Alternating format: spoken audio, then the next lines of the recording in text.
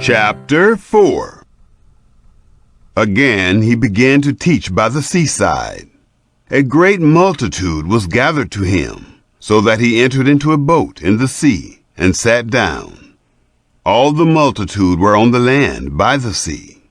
He taught them many things in parables, and told them in his teaching, "Listen, behold, the farmer went out to sow, and as he sowed, some seed fell by the road, and the birds came and devoured it. Others fell on the rocky ground, where it had little soil, and immediately it sprang up, because it had no depth of soil. When the sun had risen, it was scorched, and because it had no root, it withered away. Others fell among the thorns, and the thorns grew up and choked it, and it yielded no fruit. Others fell into the good ground, and yielded fruit, growing up and increasing. Some produced 30 times, some 60 times, and some 100 times as much." He said, "Whoever has ears to hear, let him hear." When he was alone, those who were around him with the 12 asked him about the parables. He said to them, "To you is given the mystery of God's kingdom, but to those who are outside, all things are done in parables, that seeing they may see and not perceive, and hearing they may hear and not understand, lest perhaps they should turn again, and their sins should be forgiven them." He said to them, "Don't you understand this parable? How will you understand all of the parables? The farmer sows the word. The ones by the road are the ones where the word is sown, and when they have heard, immediately Satan comes and takes away the word which has been sown in them. These in the same way are those who are sown on the rocky places, who, when they have heard the word, immediately receive it with joy. They have no root in themselves, but are short-lived. When oppression or persecution arises because of the word, immediately they stumble.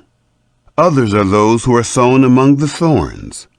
These are those who have heard the word, and the cares of this age, and the deceitfulness of riches, and the lusts of other things entering in, choke the word, and it becomes unfruitful. Those which are sown on the good ground are those who hear the word, and accept it, and bear fruit, some 30 times, some 60 times, and some 100 times. He said to them, "Is the lamp brought to be put under a basket or under a bed? Isn't it put on a stand? For there is nothing hidden, except that it should be made known. Neither was anything made secret, but that it should come to light.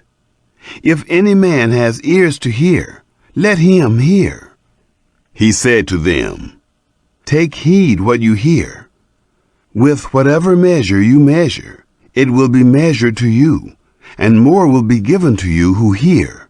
For whoever has, to him more will be given, and he who doesn't have, even that which he has will be taken away from him." He said, "God's kingdom is as if a man should cast seed on the earth, and should sleep and rise night and day, and the seed should spring up and grow, though he doesn't know how. For the earth bears fruit, first the blade, then the ear, then the full grain in the ear. But when the fruit is ripe, immediately he puts in the sickle, because the harvest has come." He said, "How will we liken God's kingdom? Or with what parable will we illustrate it? It's like a grain of mustard seed, which, when it is sown in the earth, though it is less than all the seeds that are on the earth, yet when it is sown, grows up and becomes greater than all the herbs, and puts out great branches, so that the birds of the sky can lodge under its shadow." With many such parables he spoke the word to them, as they were able to hear it. Without a parable he didn't speak to them, but privately to his own disciples he explained everything. On that day, when evening had come, he said to them, "Let's go over to the other side." Leaving the multitude, they took him with them, even as he was, in the boat. Other small boats were also with him. A big windstorm arose, and the waves beat into the boat, so much that the boat was already filled. He himself was in the stern, asleep on the cushion. And they woke him up and told him, "Teacher, don't you care that we are dying?" He awoke and rebuked the wind and said to the sea, "Peace, be still." The wind ceased, and there was a great calm. He said to them, "Why are you so afraid? How is it that you have no faith?" They were greatly afraid and said to one another, "Who then is this, that even the wind and the sea obey him?" Chapter 5. They came to the other side of the sea, into the country of the Gadarenes. When he had come out of the boat, immediately a man with an unclean spirit met him out of the tombs. He lived in the tombs. Nobody could bind him any more, not even with chains, because he had been often bound with fetters and chains, and the chains had been torn apart by him, and the fetters broken in pieces. Nobody had the strength to tame him. Always, night and day, in the tombs and in the mountains, he was crying out and cutting himself with stones. When he saw Jesus from afar, he ran and bowed down to him, and crying out with a loud voice, he said, "What have I to do with you, Jesus, you Son of the Most High God? I adjure you, by God, don't torment me." For he said to him, "Come out of the man, you unclean spirit." He asked him, "What is your name?" He said to him, "My name is Legion, for we are many." He begged him much that he would not send them away out of the country. Now on the mountainside there was a great herd of pigs feeding. All the demons begged him, saying, "Send us into the pigs, that we may enter into them." At once Jesus gave them permission. The unclean spirits came out and entered into the pigs. The herd of about 2,000 rushed down the steep bank into the sea, and they were drowned in the sea. Those who fed them fled and told it in the city and in the country. The people came to see what it was that had happened. They came to Jesus and saw him who had been possessed by demons, sitting, clothed, and in his right mind, even him who had the legion. And they were afraid. Those who saw it declared to them what happened to him who was possessed by demons, and about the pigs. They began to beg him to depart from their region. As he was entering into the boat, he who had been possessed by demons begged him that he might be with him. He didn't allow him, but said to him, "Go to your house, to your friends, and tell them what great things the Lord has done for you, and how he had mercy on you." He went his way and began to proclaim in Decapolis how Jesus had done great things for him, and everyone marveled. When Jesus had crossed back over in the boat to the other side, a great multitude was gathered to him, and he was by the sea. Behold, one of the rulers of the synagogue, Jairus by name, came, and seeing him, he fell at his feet, and begged him much, saying, "My little daughter is at the point of death. Please come and lay your hands on her, that she may be made healthy and live."